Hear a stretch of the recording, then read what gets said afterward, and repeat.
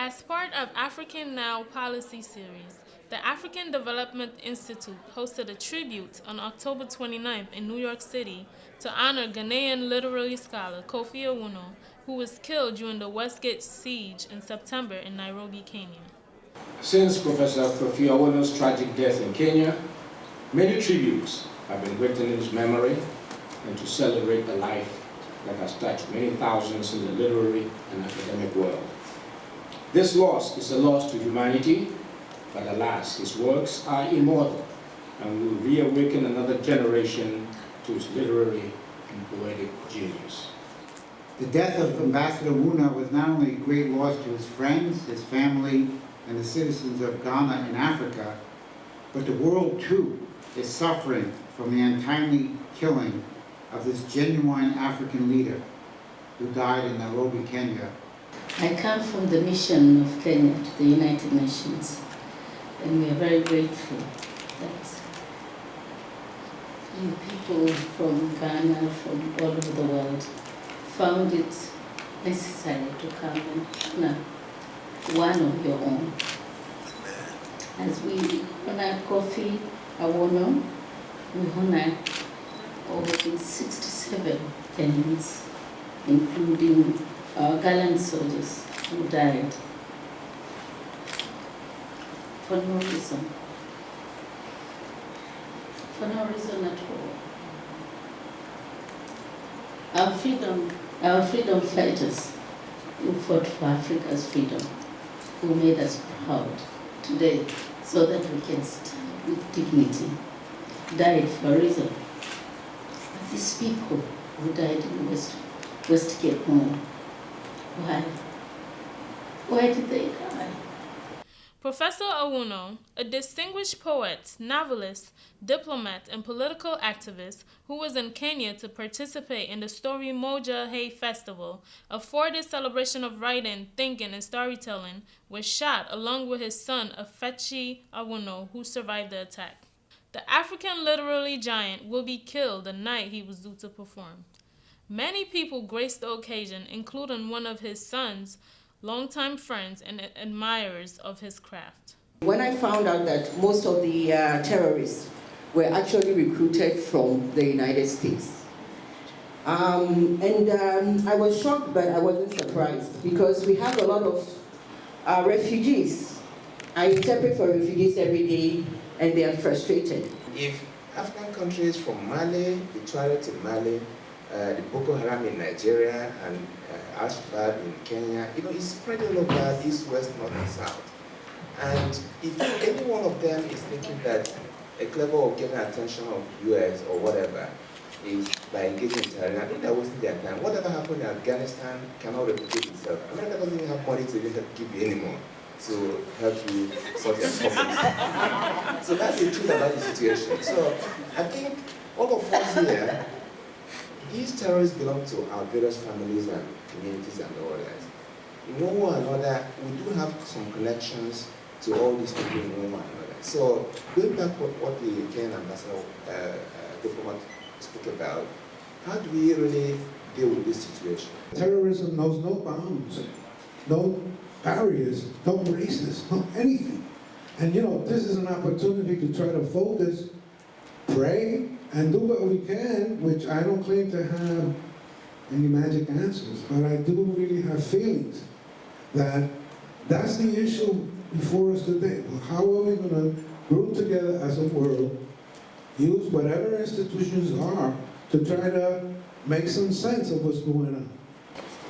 I would like to know, have you forgiven those people who have killed our father? And then secondly, those culprits are the youth. And it is said that majority of people live in Africa now, half of them are youth. And if the youth are engaged in this type of act, killing themselves and killing everybody in Africa, where are we going to? Where are we leading to? So I think there's a lot of dialogue to be done within the youth themselves. What is going wrong? As difficult as it was, I think we as his children also took it for granted. We never really understood the magnitude of our father until his passing. So it's brought out other things that we didn't even realize. It's going to be missed greatly. And again, as my cousin who also works for the UN put it to me, she says, Dunya, think about it this way. These kids in Somalia, all they've known their life is war, fighting and killing. So until something is done about it, as someone kind of has put it, we're just going in the vicious circle. In Africa, there is economic terrorism. Economic terrorism in the sense that there's a lot of mass migration to many of the capital cities of African countries, which is creating overcrowding, which gonna foster violence, social issues, lack of opportunities. And one of the panelists mentioned, without being able to eat, you basically cannot stand on your own, and you're likely to try anything. Let us not link terrorism to a religion. If it is bad, it has no place in a religion. Religion is about moral, spiritual development, etc., and it cannot have anything to do with terrorism. So let us not link it. We're glorifying it when we link it up with religion. So let's not do that. Thank you. You come here today to celebrate Kofi Awoonor. Tomorrow you come to celebrate me, I hope. But what are you doing in the meantime? Let's do something, people. Let's do something for Africa. Let's do something for people like us, for people who believe, for people who know that Africa needs space to grow, to be free, to be independent. Africa, after more than 50 years, is not free. Why? Why are we not free? You are intelligent people, you know why. What are you doing about it? I want you to think about that. To me, he's the quintessential Pan-Africanist, but also not just a Pan-Africanist, but also a public intellectual. What today we call public intellectuals, but in the 1970s, 1980s, we really would have called a revolutionary. He's a peacemaker. Yeah, because his death has really created some kind of integration among Africans, and everybody's talking about him.